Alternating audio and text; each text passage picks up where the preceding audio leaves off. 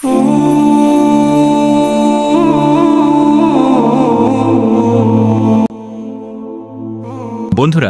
আজ আমরা সিনেমার পর্দায় দেখব ইতিহাসের এমন এক মুসলিম সিংহের গল্প, যিনি আধুনিক অস্ত্রের সামনে শুধু ইমানি শক্তি আর অদম্য সাহস নিয়ে দাঁড়িয়ে গিয়েছিলেন।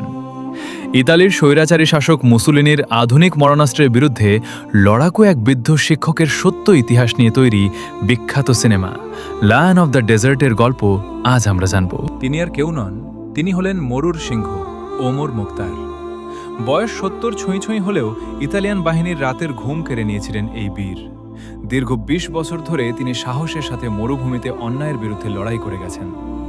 আধুনিক ট্যাঙ্ক আর কামানের বিরুদ্ধে তাতে তার গেরিলা যুদ্ধ কৌশল পুরো বিশ্বকে তাক লাগিয়ে দিয়েছিল। অবশেষে এই মহান বীরকে বন্দী করা হয়।